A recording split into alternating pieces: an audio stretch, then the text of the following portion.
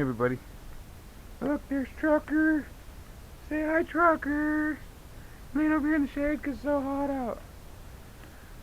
Here's the Genesis up here on the trailer. It doesn't need to be sitting in the water because I don't use it because now I got the R. But in the last video, if you saw it with the Honda, you could see that we put on a new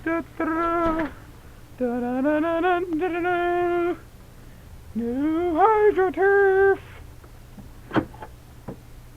So, yep, it's black with a gray inlay. Goes great with the seat color. But yeah, I got my HydroTurf stickers just like the Honda does. So, yep, it starts off right there. Front piece comes down all the way back. I made this piece right here join up real good. This one on the Genesis came out a lot better than the Honda down there. The only thing that's off on it is right here. See how that one's a lot closer.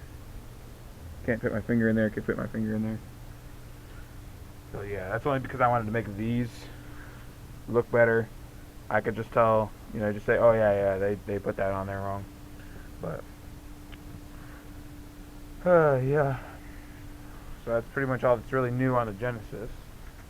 Oh, besides the sinking of the Genesis. I hadn't put this in any videos yet, but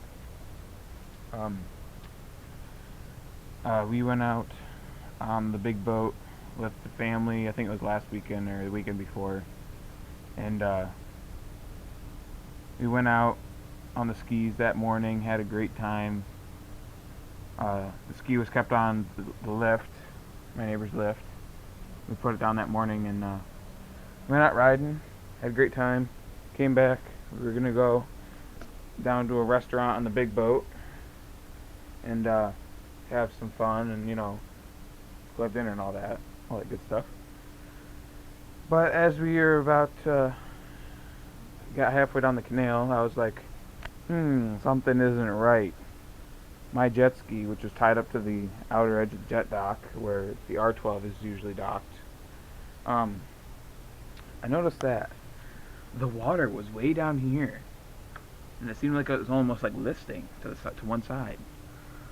Well, that's because I told Dad to go back because I remembered what I had done. I remembered that when I put it on the lift, we had a big rain and I had to get some of the water out, even though I had a bilge pump. I decided to take that plug out right there.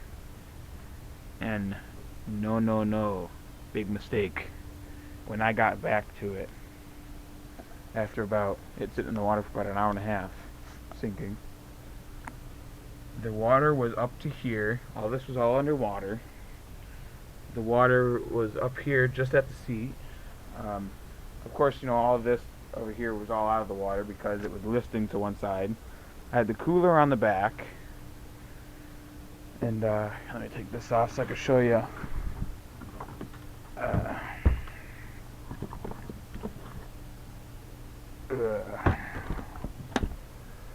Let me just show you right here in back. As you see right here at the bottom of the air cleaner, the water was right there.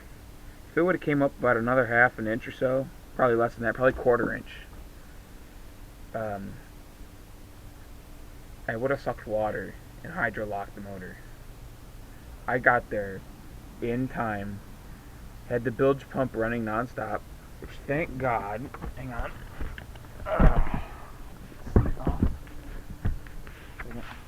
thank God I installed a 600 gallon per hour bilge pump in this.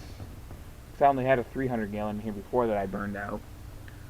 I burned out the pump and blew the fuse. But the front stator was all underwater. It was just up here to the top of the head, just about. And tell you what, talk about the most stress you could ever have after paying your dad $2,000 for the money that he put in there after he bought it. And it's fully yours. And you're 14, your first jet ski, and you realize that it's half sunk. Well, pretty much more than half sunk. it's not a good feeling. That was the most stress I was under in 2 years. So as soon as I had gone and taken most of the water out, I just sat there with the bilge pump on, pumped all the water out. Well, not all of it. I pumped just to the top of the bilge pump there, which is about 5 inches of water still in the bottom. But like as soon as I started pumping, I was like, oh, I need to go and find out, put the plug in and stuff. So I did that, and yeah. So we came back from dinner at about 6 o'clock when it's already dark. I was sitting down here with a hand pump and the bilge pump, pumping all the water that I could out. So I eventually got it just about all out. Then didn't even want to start it. Didn't even want to think about it. Was so sad. Didn't cry or anything. I was just very, very sad. And paddled it over, put it back on the lift, raised it up. Came back up here. Dad told me to try and start it. I tried to start it. Of course, the TPS was underwater. And as soon as the TPS gets wet, it gives you a wrong reading and everything's messed up after that. So, I had to replace the TPS real quick. That was no deal, no big deal. And what else? Oh, after that, I went and tried to start it. Got it to start up a little bit. It was running real rough. I mean, it sounded like a snowmobile. It didn't sound, it was ding ding ding ding ding, not like it usually sounds. It sounded real bad. But Dad said just keep running it. So I figured, oh, there's water in the cylinders. Not as much as I thought there was, but I knew that there was water in the base. I knew that there was water in the intake. I knew that there was water throughout the whole exhaust. I knew the motor was about 80% full of water. I knew that, which it was, as far as I could tell. But, yeah, let it sit there and run for about half an hour. I had just put 5 gallons of high test 93 octane fuel in it, so it was running on that. But yeah, so what else? Oh, and then after that, went out in the river. I needed to completely make sure everything was cleaned out 100%. So I went and I was running it at 65, yeah, about 6,500 RPM. It red lines at 72, but I was running her at like 50 miles an hour up and down the river, even though it's a 25 mile an hour zone. I needed to make sure that this thing was going right. So after that, now that thing runs like a dream. Kinda. Never really ran like a dream, but what are you doing, trucker? You sitting there peeking? You want to be on YouTube? My seat's falling.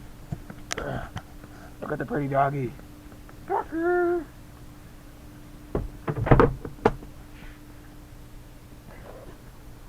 You put the seats on.